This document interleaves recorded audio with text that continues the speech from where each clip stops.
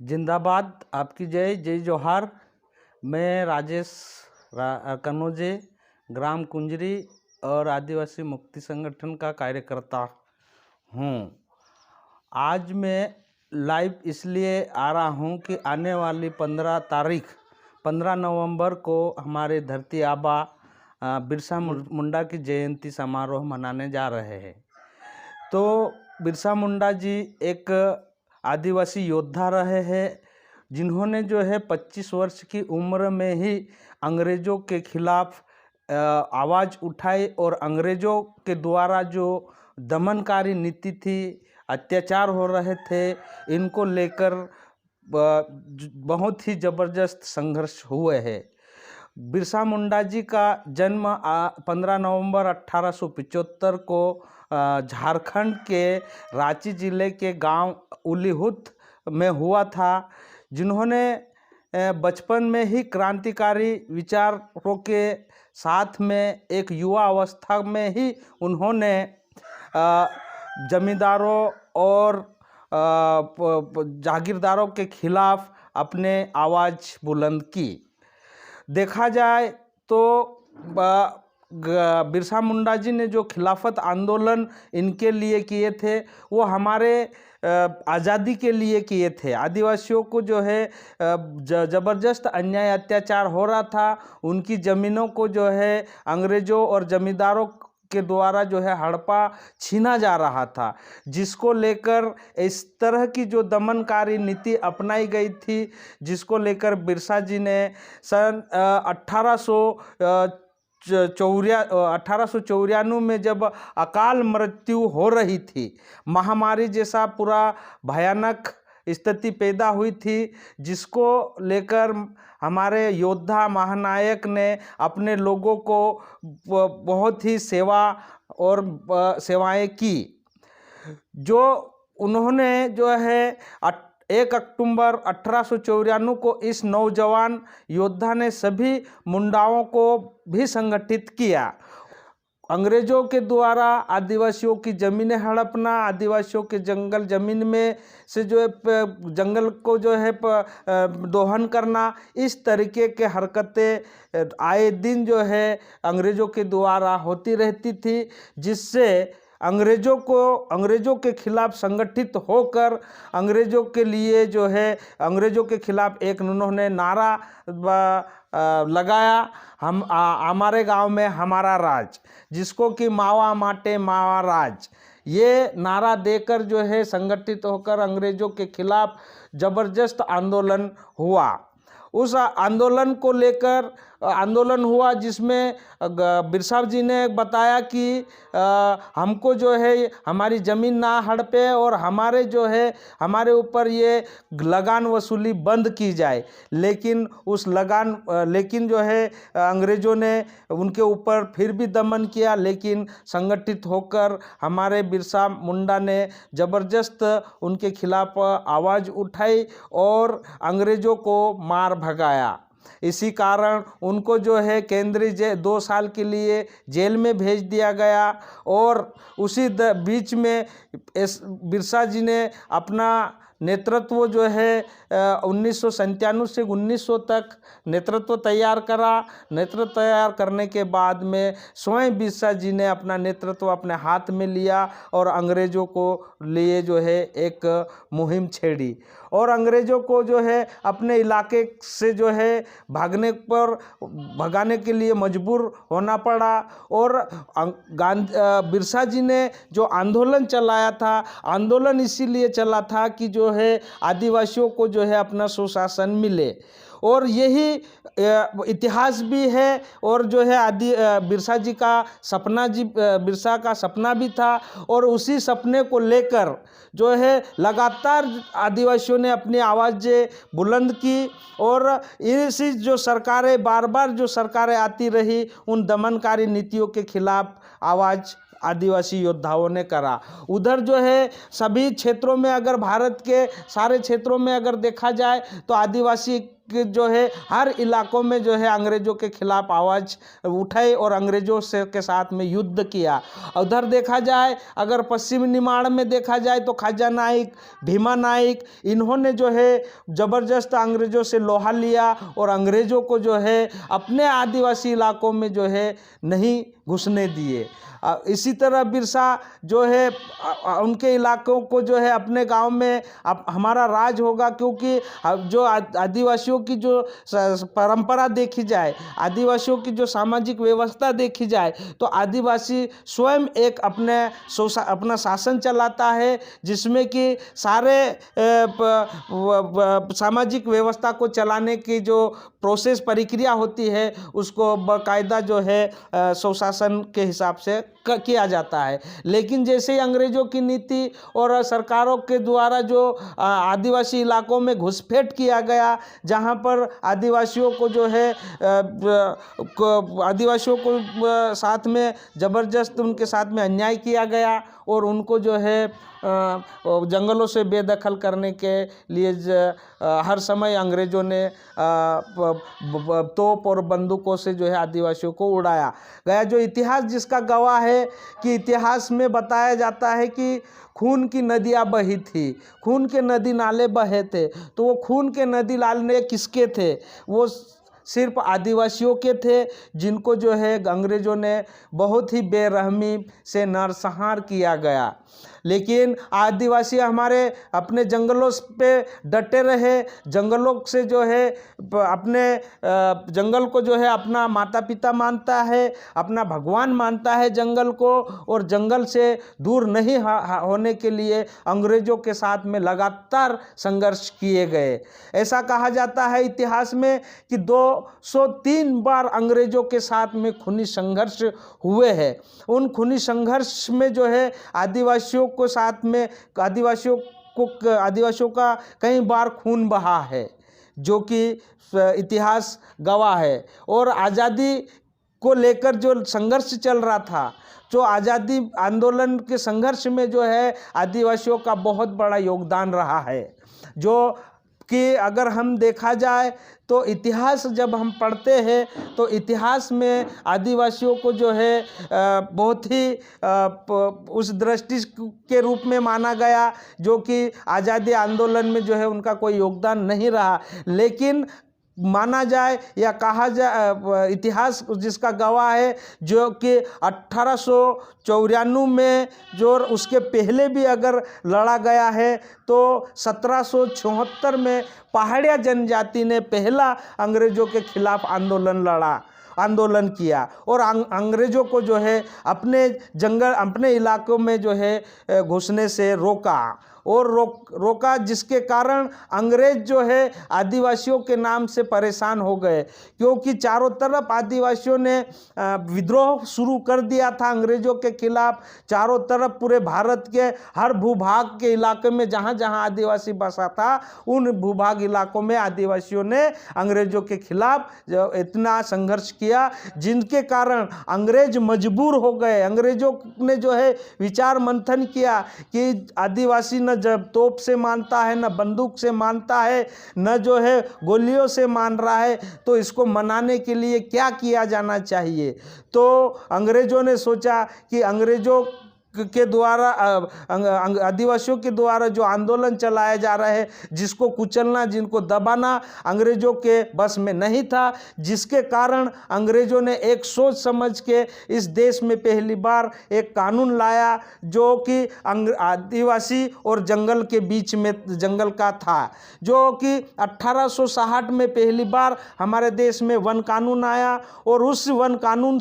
को आने के बाद में जो है आदिवासी और जंगल को जो है दूर कर दिया गया। ये पूरी सोची समझी साजिश थी, रणनीति के तहत अंग्रेज़ों ने ये किया गया। लेकिन आदिवासी हमारे जल जंगल ज़मीन को लेकर लगातार संघर्ष करने के बाद में बिरसा जी का जो आंदोलन था, हमारे बिरसा मुंडा का जो आंदोलन था जंगल ज़मीन वाला, जो ज़मीन के लिए जो कानून बना, वो अंग्रेजों को से जो है लड़ के बिरसा ने लड़ाया। जो ज़मीन का जो कानून आया हमारे देश में, ये अंग्रेजों ने बनाया, उसी कानून के का एक आधार है जिससे जो है आज भी हम 72-73 साल आज़ादी के हो गए, जो उन्हीं के आंदोलन और उन्हीं के द्वारा लड़े गए संघर्ष से जो हमको जंगल ज़मीन पे अधिकार मिला है। लेकिन देखा जाए आज हमारा बिरसा मुंडा जो योद्धा अंग्रेजों के आदिवासियों के हित के लिए आंदोलन किया, जिनको देखा जाए तो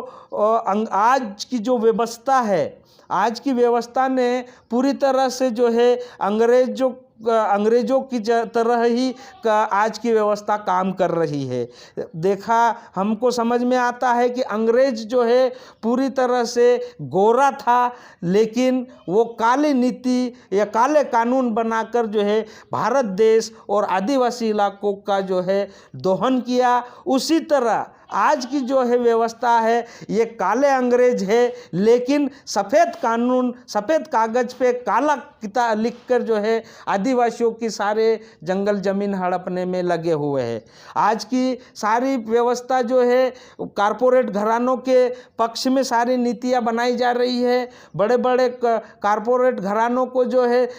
सरकार द्वारा उनको उनके हाथों में सौंपते जा रही है। आज जो है आदिवासी इलाके में अगर हम देखें तो मध्य प्रदेश में अभी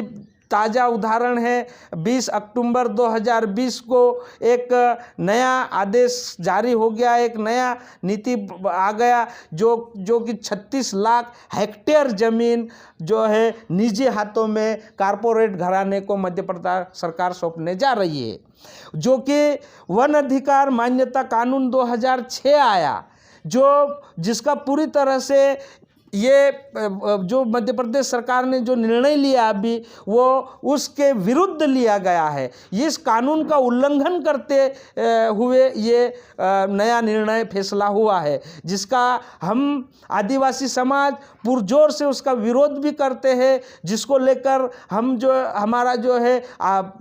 आंदोलन लगातार जारी है। हमारी ये संघर्ष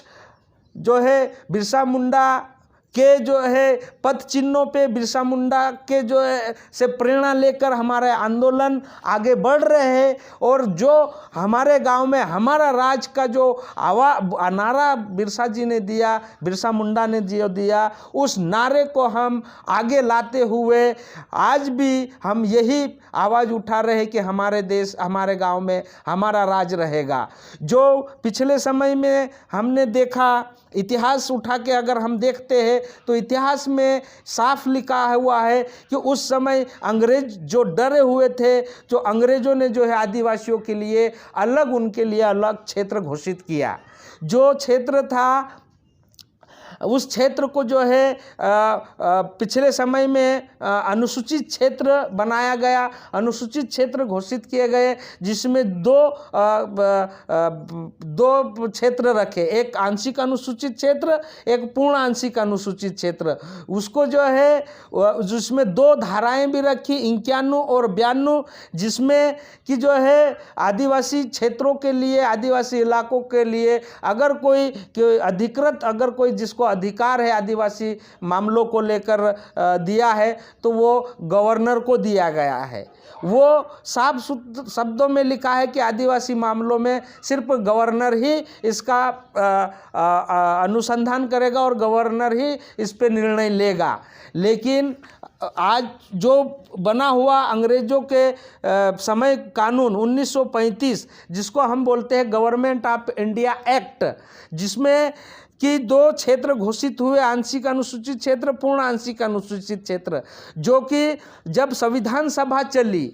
तो संविधान सभा में भी यह बात उठ के आई कि आदिवासियों की सामाजिक व्यवस्था, आदिवासी अपने स्वाभिमानी से अपना जीवन जीता है, उनका जो है सामाजिक व्यवस्था उनकी एक पारंपरिक व्यवस्था बनी हुई है, जो सरकार के साथ में नहीं मेल सकती है, क्योंकि आदिवासियों के जो पारंपरिक व्यवस्था है, जिसमें उनको जो है हमारे समय समय पर जो है प्राकृतिक संबंध बना हुआ रहता है कि जब कब त्यौहार होता है, कब त्यौहार किया जाना चाहिए, कब हमारे गांव में जो है विवाद कोई आता है तो विवाद को निपटाने के लिए भी हमारे गांव में बैठकर जो है उस विवाद की स्थिति को निपट लिया जाता है और जो दूध का दूध और पानी का पानी कर दिया जाता है। ये हमारी एक सामाजिक व्यवस्था है और उस सामाजिक व्यवस्था में हम पूरी तरह से हमारे समाज में जो हमारी पारंपरिक व्यवस्था है उसको जो है हम बरकरार रखे हुए हैं, जिसको हम आज भी मानते हैं और हमारा समाज जो है उसको जिंदा रखे हुए है। लेकिन आज जो है पूरा हमारा हम तो जिंदा रखने के लिए और किए हुए हैं, लेकिन आज की व्यवस्था ने उसको पूरी तरह से कुचलने की तैयारी कर रखी है। जो बिरसा का सपना था कि हमारे गांव में हमारा राज, जो सुशासन का नारा या सपना जो बिरसा ने देखा, वो सुशासन का जो है जब हमको संविधान में अधिकार दिया, जिसको हम कहते हैं कि आर्टिकल 243, 244, 5वीं और 6ठी अनुसूची, 5वीं अनुसूची और 6ठी अनुसूची वही है जो 1935 का गवर्नमेंट ऑफ इंडिया एक्ट है, जिसको कि संविधान में परिभाषित कर दिया गया है। और उसी के अनुसार जो है आज भी जो है आदिवासी क्षेत्रों में, अनुसूचित क्षेत्रों में उसी तरह से व्यवस्था होना चाहिए, जिसमें कि हमारे देश के प्रथम प्रधानमंत्री पंडित जवाहरलाल नेहरू जी ने एक पंचशील नीति भी बनाई। लेकिन बड़े दुर्भाग्य और दुख के साथ कहना पड़ता है कि जो उस समय में जब संविधान देश हमारी नई सरकार बैठी, प्रथम हमारे प्रधानमंत्री ने जो नीति लागू करी उसका कोई आज तक अमल में नहीं होना। उसके साथ में भी संविधान सभा में हमारे जो लौह पुरुष जिसको कहते हैं सरदार वल्लभ भाई पटेल का भी संविधान सभा में अपना व्यक्तित्व दिया है। उन्होंने जब हमारे पहले हॉकी कैप्टन खिलाड़ी जो झारखंड के थे, जिनका नाम था जयपाल सिंह मुंडा, उनको जो है संविधान सभा में आश्वस्त किया था कि आदिवासी को लेकर जो है हम सब गंभीर है और आदिवासियों के साथ में अभी अन्याय नहीं होने देंगे। आदिवासियों के पक्ष में जितने ज़्यादा अधिक से कानून नीति बनाई जाएगी वो हम बनाएंगे। उसके साथ में यह भी उन्होंने आश्वस्त किया था कि हम आदिवासियों के साथ में कानून अगर कोई काम नहीं करेगा, लेकिन हम विश्वास दिलाते हैं, हम खुद आगे होकर जो है उनको जो है उनके अधिकार दिलाएंगे। लेकिन बड़ा दुख है कि ये चीज़ें जो है नहीं हो रही है और हमारे साथ में आज़ादी के बाद में भी धोखा ही धोखा हो रहा है। जो संविधान सभा में या संविधान में दिए गए प्रावधानों का एक तो पालन नहीं होता है, पालन करना नहीं चाहती है आज की व्यवस्था और पूरी तरह से निजी हाथों में सौंपे जा रही है। आज हमारी शिक्षा व्यवस्था और हमारा पूरी तरह से शिक्षा को निजी हाथों में देने की भी बात हो रही है। जो सरकार ने पिछले समय में 86वां संशोधन किया था, जिसमें पीपी लागू हुआ, प्राइवेट पब्लिक पार्टनरशिप, जिसके जरिए जो है आज सारा हमारा जंगल ज़मीन को भी पीपी के जरिए जो है निजी हाथों में सौंपने जा रही है। जैसा कि अभी वर्तमान में सरकार ने 20 अक्टूबर को एक नया फैसला लिया है, 20 अक्टूबर 2020 को, जिसमें 37 लाख हेक्टेयर ज़मीन जंगल से जो है निजी हाथों में कारपोरेट घराने को देने जा रही है। जो ये याद दिलाता है हमको कि हमारा बिरसा मुंडा ने जो लड़ाई संघर्ष किया था वो देश के आज़ादी के लिए, सुशासन के लिए लड़ा था। लेकिन आज़ाद देश में हमारे आदिवासियों के खिलाफ जो है वर्तमान शासन व्यवस्था नीतियाँ लागू कर रही है और जंगल ज़मीन से बेदखल करने का एक तो काम कर रही है। दूसरा कि जो हमारे पक्ष में बने हुए कानून बने हैं उन कानूनों को भी जो है उल्लंघन किया जा रहा है, नज़रअंदाज किया जा रहा है। इस तरीके से जो है आदिवासियों के साथ में धोखा हो रहा है और यही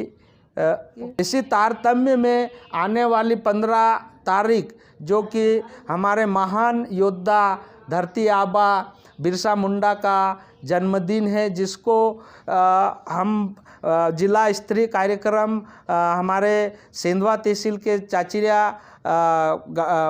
पंचायत में होने जा रहा है, जिसमें कि जो है बिरसा मुंडा की जयंती को बड़े धूमधाम से मनाए जाएंगे। लेकिन साथ ही बिरसा मुंडा के जो सपने हैं उन सपनों को साकार करने का भी आदिवासियों के द्वारा संकल्प लिया जाएगा और हम स्वशासन के लिए जो है संघर्ष करने के लिए आगे आने का आह्वान करेंगे। जिंदाबाद, जय जोहार।